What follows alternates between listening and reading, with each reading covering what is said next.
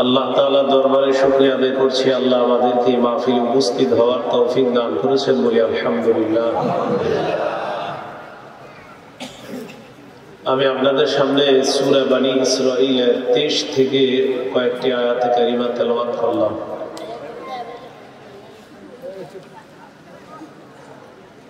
এই আয়াতগুলোর মধ্যে আল্লাহ তাআলা গুরুত্বপূর্ণ কিছু আলোচনা করেছেন। 23 নম্বর আয়াতে আল্লাহ তাআলা দুটি চূড়ান্ত ফয়সালার কথা বলেছেন। একটি চূড়ান্ত ফয়সালা, আল্লাহ ছাড়া কারো ইবাদত করা যাবে না। আরেকটি চূড়ান্ত ফয়সালা হলো পিতা মাতার নাফরমানি করা যাবে না। আল্লাহ তাআলা বলেন, ওয়াকাদা রাব্বুকা আল্লা তা'বুদু ইল্লা ইয়্যা, আপনার রব আদেশ করেছেন, আপনার রবের ফয়সালা, তোমরা আল্লাহ ছাড়া কারো ইবাদত করবে না। এটা আল্লাহর চূড়ান্ত ফয়সালা। উদ্দেশ্য শিরিক করা যাবে না। সূরা কাহফের 110 নম্বর আয়াতে আল্লাহ বলেন, ফামান কানা ইয়ারজু লিকা রাব্বিহি ফালইআমাল আমালান সালিহা ওয়ালা ইউশরিক বিইবাদাতি রাব্বিহি আহাদা। যে ব্যক্তি তার রবের সাথে সাক্ষাৎ কামনা করে সে যেন নেক কাজ করে এবং তার রবের ইবাদতে যেন কাউকে শরীক না করে। আল্লাহর সাথে সাক্ষাতের দুটি শর্ত, নেক কাজ করা, আল্লাহর ইবাদতে কাউকে শরীক না করা। সূরা আনআমের 82 নম্বর আয়াতে আল্লাহ বলেন, আল্লাযীনা আমানু ওয়া লাম ইয়ালবিসু ঈমানাহুম বিযুলমিন উলাইকা লাহুমুল আমনু ওয়া হুম মুহতাদুন। যারা ঈমান আনে আর ঈমানকে শিরকের সাথে সংমিশ্রণ করে না, আমি আল্লাহ তাদের জন্য নিরাপত্তা ঘোষণা করলাম। ওয়া হুম মুহতাদুন, আল্লাহ তাআলা বলেন তারাই হেদায়েত প্রাপ্ত। শিরিক মহা জুলুম। সূরা লুকমানের 13 নম্বর আয়াতে আল্লাহ তাআলা বলেন, وَإِذْ قَالَ لُقْمَانُ لِابْنِهِ وَهُوَ يَعِظُهُ يَا بُنَيَّ لَا تُشْرِكْ بِاللَّهِ إِنَّ الشِّرْكَ لَظُلْمٌ عَظِيمٌ। স্মরণ করুন ওই সময়কে যখন লুকমান তার সন্তানকে বললেন, হে প্রিয় সন্তান, তুমি আল্লাহর সাথে শিরিক করো না, শিরিক মহা জুলুম। শিরিক কি? মহা জুলুম। তুমি আল্লাহর সাথে শিরিক করো না, এটা নিষেধ করে দিলেন। শিরিক মহা জুলুম। একটা বাবা হিসাবে সন্তানকে সবচেয়ে শ্রেষ্ঠ উপদেশের মধ্যে একটা হলো সন্তানকে বলা, তুমি আল্লাহর সাথে শিরিক করো না। সূরা বাকারার 54 নম্বর আয়াতে আছে আল্লাহ বলেন, ইয়া কওমি ইন্নাকুম যালামতুম আনফুসাকুম বিত্তিখাযিকুমুল ইজলা। মুসা নবী তার জাতিকে ডেকে বললেন, হে আমার সম্প্রদায়, তোমরা মাসুল উপাস্য বানানোর মাধ্যমে, শিরিক করার মাধ্যমে তোমরা নিজেরা নিজেদের উপর জুলুম করলা, নিজেদের প্রতি জুলুম করলা। নাউযুবিল্লাহ। বাসুরকে উপাস্য হিসাবে গ্রহণ করে তোমরা নিজেদের প্রতি জুলুম করেছো। তো এখানে আপনার শিরিক করা, এটা হলো জুলুম। আল্লাহ আমাদেরকে শিরিক নামক গর্হিত কাজ করার চিন্তা করা থেকে হেফাজত করেন। কিছু শিরিক আছে লোক দেখানো ইবাদত, এগুলাও শিরিক। হাদিসের একটা কিতাব আছে নাম বুলুগুল মারাম, এই কিতাবের 440 নম্বর হাদিস। قال رسول الله صلى الله عليه وسلم إن أخوف ما أخاف عليكم الشرك الأصغر الرياء। নবীজি বলেন, আমি দুনিয়া থেকে বিদায় নেওয়ার পর তোমাদের ব্যাপারে সবচেয়ে আমার ভয় হয় তোমরা ছোট শিরিকের মধ্যে লিপ্ত হয়ে যাবা। ছোট শিরিক কাকে বলা হয় বললেন, আর রিয়া, লোক দেখানো ইবাদত, এটাই হলো ছোট শিরিক। يقول الله يوم القيامة اذهبوا إلى الذين كنتم تراءون في الدنيا ফানজুরু হাল তাজিদুনা ইনদাহুম জাযাআ। কিয়ামতের ময়দানে লোক দেখানো ইবাদত যারা করেছে তাদেরকে আল্লাহ বলবেন, যাও যাদেরকে দেখানোর জন্য দুনিয়াতে ইবাদত করতা তাদের কাছে যাও, দেখো কোনো প্রতিদান পাও কিনা, তাদের কাছ থেকে সওয়াব নিয়ে আসো। তুমি তো আমার খুশি করার জন্য ইবাদত করো নাই, যাদেরকে খুশি করার জন্য করছো তাদের কাছে যাও, দেখো কোনো প্রতিদান পাও কিনা।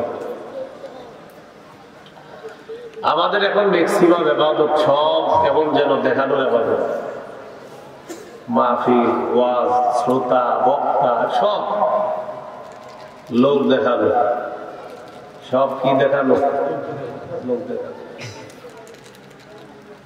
যদি লোক দেখানো না হয় তো মাশাআল্লাহ ভালো। মাহফিলের দিন অনেকে আবেগে নামাজও পড়ে না, টেনশনে যে আজকে মাহফিল তো পেরেশানিতে ছিলাম এই জন্য নামাজ পড়ব। আলোচককে রিসিভ করতে গিয়ে আবেগে নামাজ পড়তে ভুলে গেছে। এই জন্য সবার মধ্যে একটা মানসিকতা হলো রিয়া, লোক দেখানো। লোক দেখানো ইবাদতকে হাদিসের মধ্যে গোপন শিরকও বলা হয়েছে। হাদিসের একটা কিতাব আছে নাম সহিহ ইবনে খুজাইমা, এই কিতাবের 2 নম্বর খণ্ড 140-42 নম্বর পৃষ্ঠা। قال رسول الله صلى الله عليه وسلم إياكم وشرك السرائر। নবীজি বলেন তোমরা গোপন শিরক থেকে বাঁচো। সাহাবীরা বললেন ওয়া মা শিরকুস সারাইর ইয়া রাসূলুল্লাহ, হুজুর গোপন শিরক কাকে বলে আপনার কাছে জানতে চাই। নবীজি বললেন ইয়াকুমুর রাজুলু ফায়ুসাল্লি ফায়ুযায়্যিনু সালাতাহু জাহিদান লিমা ইয়ারা মিন নাযরিন নাসি ইলাইহি। কোন ব্যক্তি নামাজের মধ্যে দাঁড়ায়, নামাজটা সুন্দর করে, মানুষ যেন তার নামাজটা দেখে বলে বাবা কত সুন্দর নামাজ। মানুষের দৃষ্টি আকর্ষণ করার জন্য নামাজ সুন্দর করে পড়ে। নবীজি বলেন এটাই গোপন শিরক। সাহাবী প্রশ্ন করলেন ইয়া রাসূলুল্লাহ, কেউ যদি আল্লাহকে খুশি করার জন্য নামাজ পড়ে, মানুষ যদি তার ইবাদতের প্রশংসা করে, এটাও কি গোপন শিরক? নবীজি বললেন কেউ যদি আল্লাহকে খুশি করার জন্য ইবাদত করে আর বান্দা যদি তার প্রশংসা করে, এটা শিরক হবে না, এটা হলো তিলকা আজিল বুশরাল মুমিন, মুমিনের জন্য আল্লাহর পক্ষ থেকে নগদ সুসংবাদ। তাহলে মানুষকে দেখানো এটা গোপন শিরক, ছোট শিরক। আল্লাহ হেফাজত করেন। আমিন। দাজ্জালের চেয়ে ভয়ঙ্কর গোপন শিরক কার চেয়ে? দাজ্জাল। সহিহুত তারগীব হাদিসের কিতাব 30 নম্বর হাদিস। قال رسول الله صلى الله عليه وسلم ألا أخبركم بما هو أخوف عليكم عندي من المسيح الدجال الشرك الخفي। নবীজি বলেন আমি কি তোমাদেরকে দাজ্জালের চাইতে আরো ভয়ঙ্কর বিষয় বলে দিব না? আল্লাহ নবী বললেন তোমাদের ব্যাপারে আমি দাজ্জালের চেয়ে আরো যেটা ভয় পাই সেটা হলো গোপন শিরকের মধ্যে তোমরা জড়িয়ে পড়বা।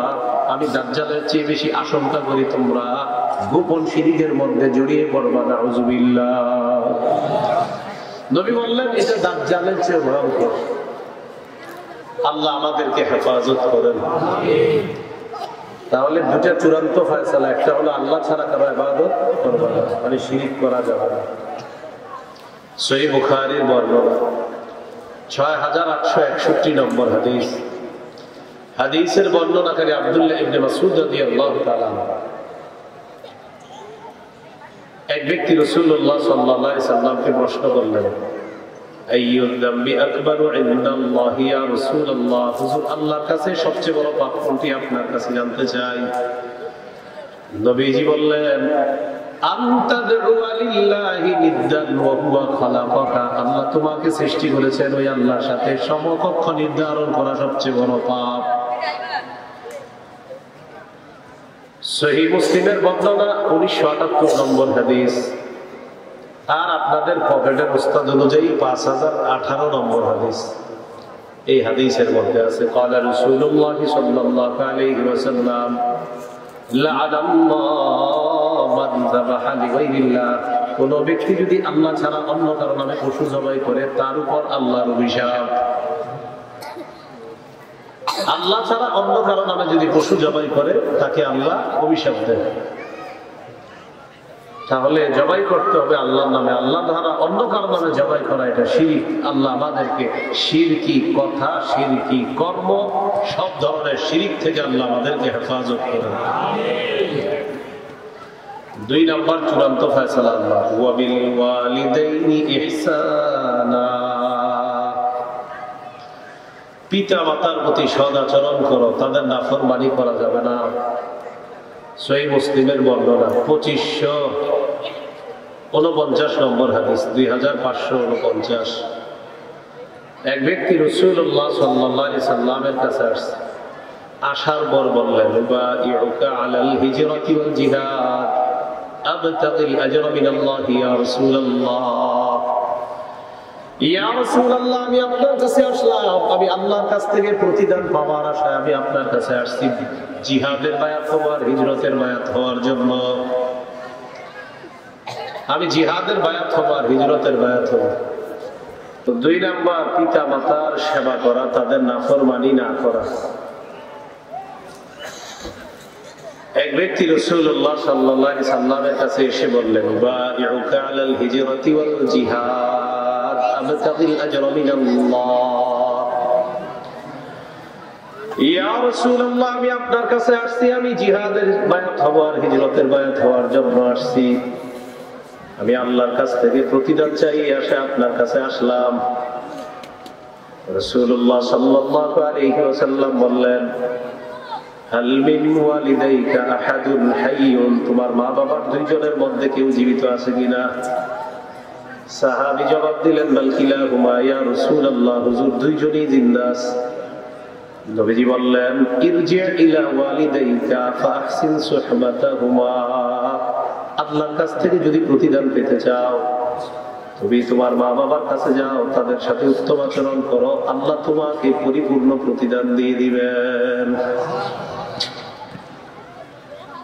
আল্লাহ আমাদেরকে মা বাবার সেবা করার তৌফিক দান করেন।